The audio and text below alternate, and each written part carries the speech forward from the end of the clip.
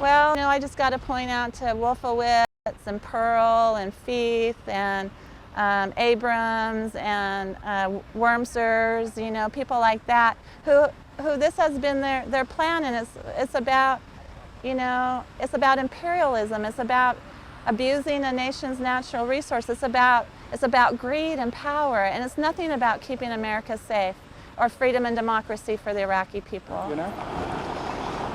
I believe that America, right from the start of the Bush administration, has been focused on the use of American military power in order to extend control by America of strategic areas in the world.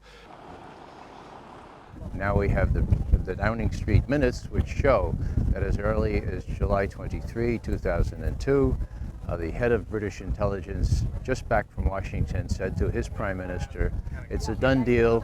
The decision for war is inevitable. The war will be, quote, justified by the conjunction of terrorism and weapons of mass destruction, and intelligence and facts would be fixed around the policy of war." There's the proof that the intelligence, all this justification in quotes for the war, was a fraud from day one. The Project for a New American Century, the think tank, with the report called Strengthening America's Defenses. This is frankly a demand for full spectrum dominance by the United States.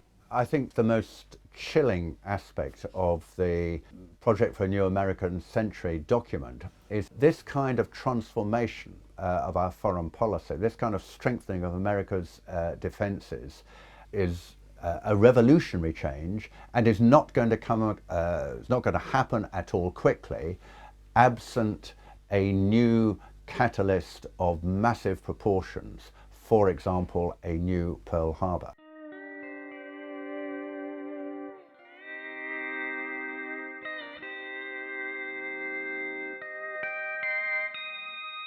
In Crawford, Texas, we found individuals who believe the weapons of mass destruction were found in Iraq.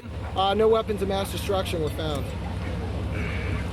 Are you kidding me? Do you buy that? Yes. Of course there were mass. Of course there were. David, there were.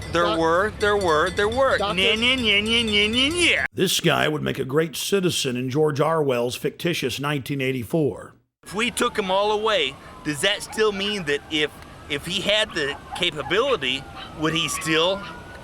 See, that's in the mind. Well, she's got an ad on TV that said he lied, my son died. He hasn't lied to nobody. What did George Bush lie about?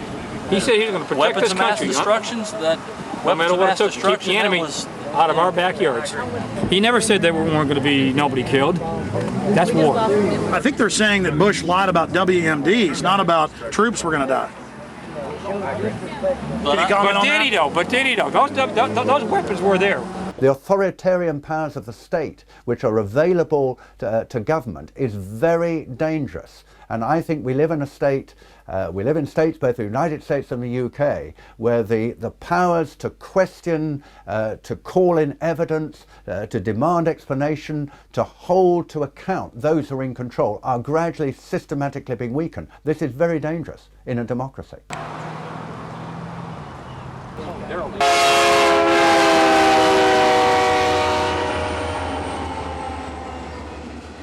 Now, Dick Cheney and John Bolton and others have been saying Iran poses an immediate danger. They could get a nuclear weapon before we know it. All the same things they said about Iraq.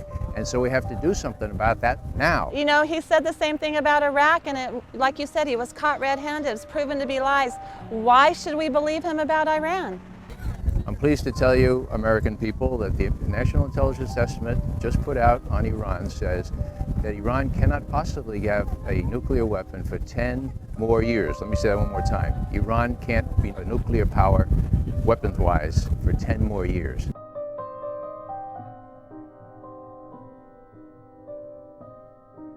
We have to look at whether our governments are creating enemies so that they can justify what they do. Of course, two of the biggest funders of American presidential campaigns are the oil industry and the arms industry. and it's in their interests that we invade places like Iraq. We're going to let the Israelis, or we're going to do it ourselves, attack the nuclear facilities in Iran. Now, people say that's crazy. That is absolutely crazy. I agree. The problem is, folks, the people running our policy toward Iraq and Iran were widely known in the 1980s when I was briefing the Vice President and others as the crazies, okay? The crazies. You come in on Monday morning and somebody would say, guess what the crazies did late Friday night? And you'd know exactly who the reference was. It was to Wolfowitz, it was to Pearl. So all the same folks, some of them who have deserted the sinking ship like proverbial rats, okay? But it was Feith, Wolfowitz, and the rest of them. They were the crazies. There's a lot of other people that have a dissenting opinion about this war, and has another view of this war other than Cindy Sheehan, and other people have lost sons in this war and daughters. She needs to really go home and do this little protest some other way besides trying to make things sound like she's the only voice of America. 3 weeks later, this gentleman and many others got their wish. Free speech was banned for hundreds of square miles around Bush's Crawford Ranch. Now you can only protest on private property or designated free speech zones where no one can even see your protest. Look, tourist stuff's popped up here now. Let freedom ring.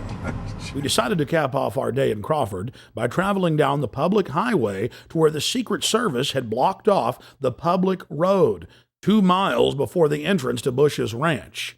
We were promptly told, as if America is now a third world police state, to get out of there, despite the fact that we were credentialed press. You need to get back in your car and keep standing. Really? Yeah, you have to get off the road. Oh, we're off the road, okay. Or is it all right to stand over here? Past your cars where you can stand. Oh, but the barricades are here. So let me get this straight. You believe that the U.S. government crashed those airplanes into the World Trade Center? Yes, the evidence shows it. You're full of Take a hike.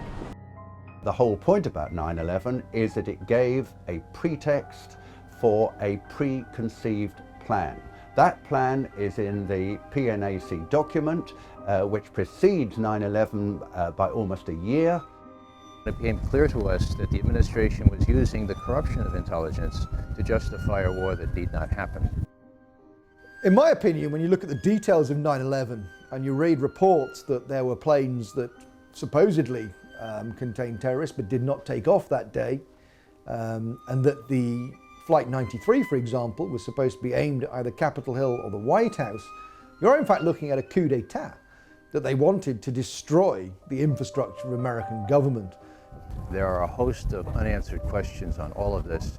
The reason they're unanswered is because this president, this administration, will not answer the questions. Why is it that perhaps the biggest question of all, why is it that after, on 9/11, 8:20 a.m., when it was undoubtedly, without any question, that one of those planes had been hijacked, between 8:20 and 9:38, when the Pentagon was hit, an hour and 20 minutes, no US airplane was put into the air. There were drills on the day of 9/11 in which the American Defense Force was supposed to be dealing with mock hijackings. Obviously, those would have slowed down the response of national defense to the hijacked airliners. If American passenger jets go off course and they are tackled by American fighter jets, the default position is to shoot them down. And yet in this case, of course, none of that happened. There was the Andrew Air Force Base 10 miles from Washington. It has a squadron of F-16 fighters. None of those was put into the air. This is absolutely almost incredible. The most powerful military technological country in the world, all planes into the air, which actually